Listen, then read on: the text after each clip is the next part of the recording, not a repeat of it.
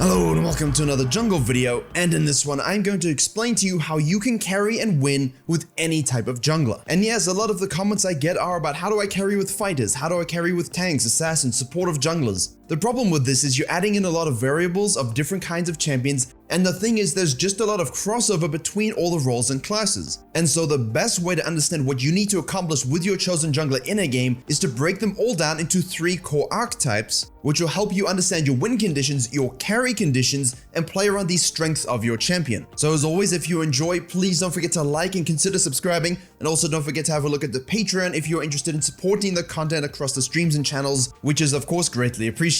And now without hesitation, let's begin. So the first one up is the carnivore style jungler, and for each category I will show you what junglers fall into this, give you the knowledge and the idea of how you need to carry with these style of junglers in order to maximize their strengths. So what a carnivore jungler wants to accomplish is their win condition to feast on enemy champions and junglers. That means you're invading and ganking like beasts only seen 100 million years ago. You're the kind of jungler that invades their second buff and makes their lives miserable. You're the kind of jungler that's 2 levels up because the enemy jungler just cannot farm. You are also the jungler that spam ganks, has a lot of early pressure. Think of those Rek'Sais that get level 3 and immediately they're eating through the raptor pit to destroy your mid laner. You are feasting on the enemy souls on the map. Gank fast, gank often, invade hard, invade often. You want to get ahead with your momentum. You want to control the tempo of the game with copious amounts of aggressive plays to cover up the late game weaknesses that your champion might have.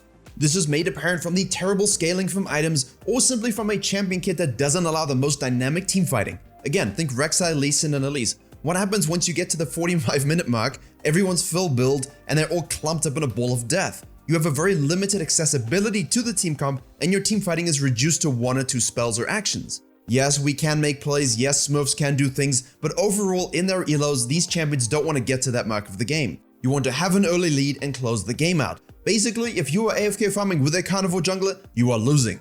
The main thing you need to understand is the gold income isn't reliable when you go for these ganks and aggressive plays because sometimes they don't work out. But it's okay because the scaling with XP is more so important than the itemization. And this is the indicator of whether a champion scales into the late game or not. Low base damage plus higher ratios equals items are way more effective. The main thing for these kind of carnivore junglers is you don't want to give the enemy team time to realize their own set of win conditions. If they have a late game team comp, you don't want to give them that time to scale, and that's why we don't AFK farm and we want to have high pressure. However, if they are also an early game team comp, you want to ensure you maintain that lead until their own win condition expires, except of course you win by default because you've already reached that threshold. So when should you pick a carnivore jungler? Well, usually in low elos we tell you not to because people don't know how to close secure objectives and actually rally around this game knowledge. The thing is, you definitely want to have at least one lane that can really snowball hard themselves, especially when it's easy to gank them, they can get ahead, you can get ahead, and together you can influence and control the map. And I mean, how many times have we had 3 scaling lanes as junglers and we want to crab, we want to invade, we want dragons, but you just cannot because all the lanes are pushed in, there's no CC, and you're basically stuck around twiddling your thumbs trying to figure out how to play the game. And of course then they say GG Dongle Diff because they didn't understand this concept.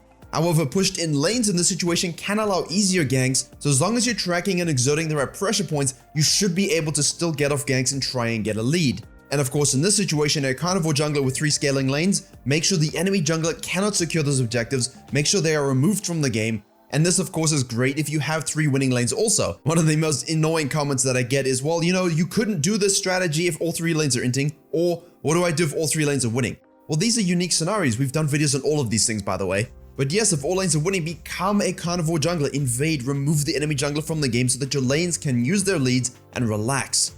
Mainly, you do want that kill potential in the lanes that are snowballing. Whether they have CC or a disgusting amount of damage, whatever happens, you want to have great kill conversion ratio. That means when you kill someone, when you remove them from the map, you further demoralize them by not only disrespecting their corpse with flash of M7s as well as dances, but you also go and get those dragons and heralds. Go look in the stats in your League of Legends client, please. This is one of the most important things about carrying your games, and if you're playing a carnivore jungler, you need this stat to be very, very high.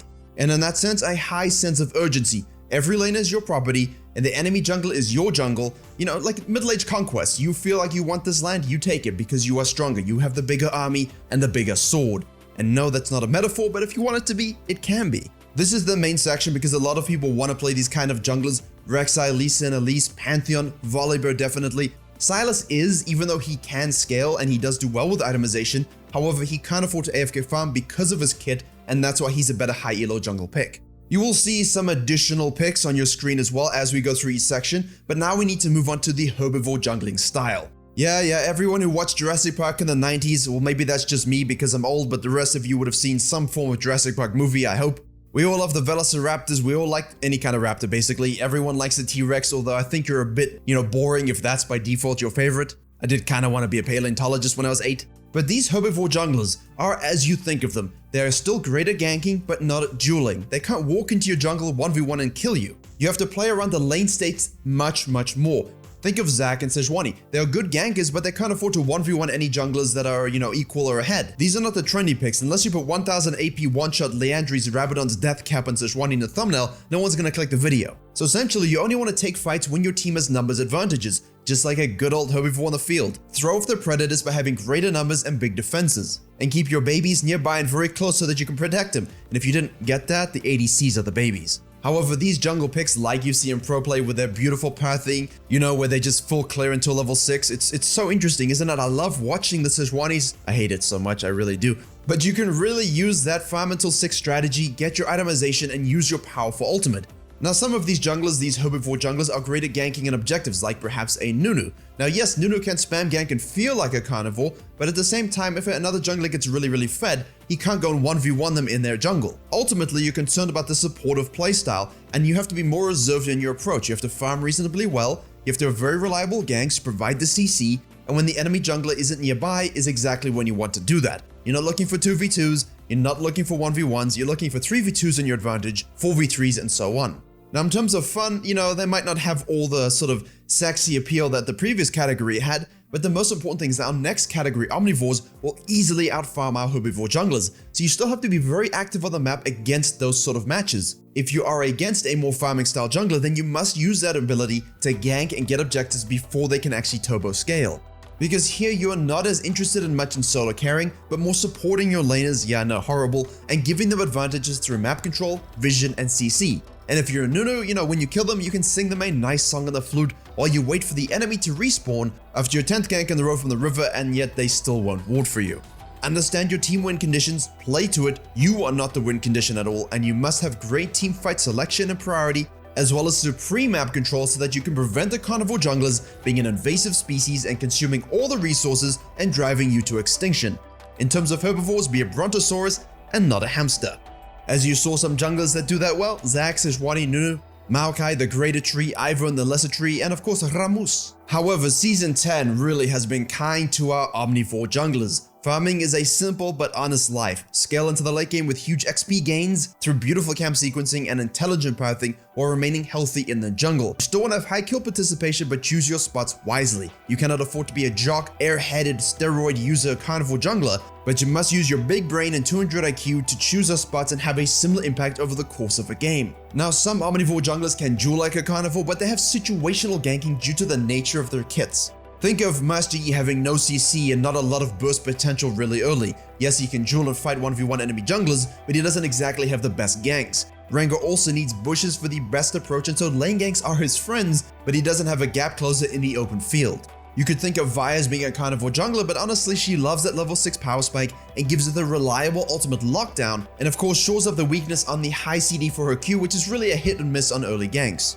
These sort of junglers are really looking for opportunistic ganks and using the power of their ultimate as a really big pressure spike. Farm ult, farm ult, farm ult. If you're Karthus, you can do that very easily, you don't have to think very much. This sort of strategy is very good in Season 10 because of the escalating buffs we've had to jungle experience since the beginning of the season. The thing is, some omnivore junglers are better at early ganks than others, and those ones that really focus on the level 6 spike and don't have much early pressure at all will be giving up dragons, will be giving up heralds. Yes, you can count on jungle, yes, you can farm better than anyone else, yes, you might even have the best ultimate power spike in the game. However, you know what the human condition is, if you give up 2 dragons and herald, the team starts to tilt and the uphill climb becomes more steep. However, every time a carnivore jungler makes a mistake and doesn't get a gank off, and while you're sequencing, farming, and counter jungling, you end up closest to your win conditions, and it's very important that you can solo and take away those objectives while those other carnivore junglers are distracted on the map. The thing is, you don't always want to 1v1 them early because you will lose. So almost it sounds like, hey, you're basically a weaker carnivore jungle except you farm faster. Yeah, that's true, however, you are way more malleable. You can afford to farm well and aren't tied to your early game ganking success. You don't have to be as coin flip in terms of your risks. And literally, this is because you have the ability to scale much better than the meat eaters of the jungle. And obviously your ultimate power spikes tend to be a bit more strong. Once you get ahead, you can take off and take over. And who doesn't love that? It's great when you start getting fed as a jungler and you see an all chat, wow, this jungler is so good and he's amazing, can he be on my team? And you're like, well, that's kind of mean to your jungler, you should be nice. But in the back of your mind, you're having an ego trip and celebrating your greatness. So what you want to do in the early game, it's important to ward and path appropriately so that you don't get shut down through invades and aggressive carnivore types, or scum. Essentially, if you get invaded by a carnivore jungler, you can still fight back if you have a lead, if you're equal in levels, if you have itemization, some magi stacks, but if you're behind, or if you're getting caught off guard at level 3 invades, you're most likely, not gonna win.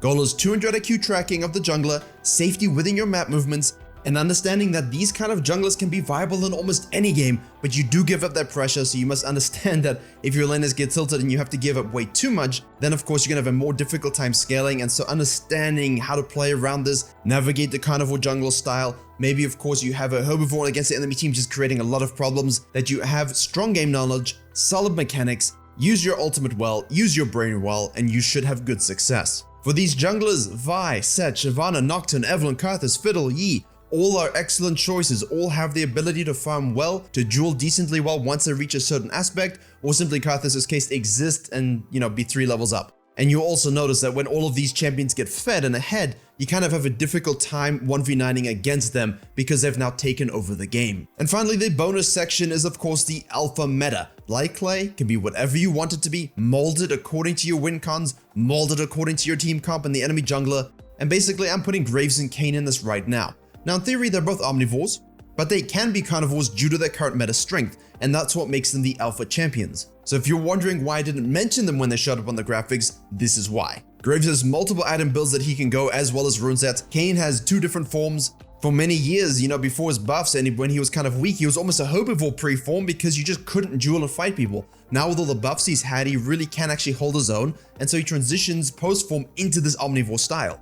And there you have it. The idea of the jungle is to separate them into playstyles and goals within a game, not necessarily how do I win with a fighter, assassin, or tank, because those can deviate depending on what champion you're playing. Hopefully this was able to help you and give you context to whatever champs you play. Best of luck applying into your games and of course climbing with it. Thank you very much for watching. Please do like, share, and comment if you learned something and enjoyed, of course.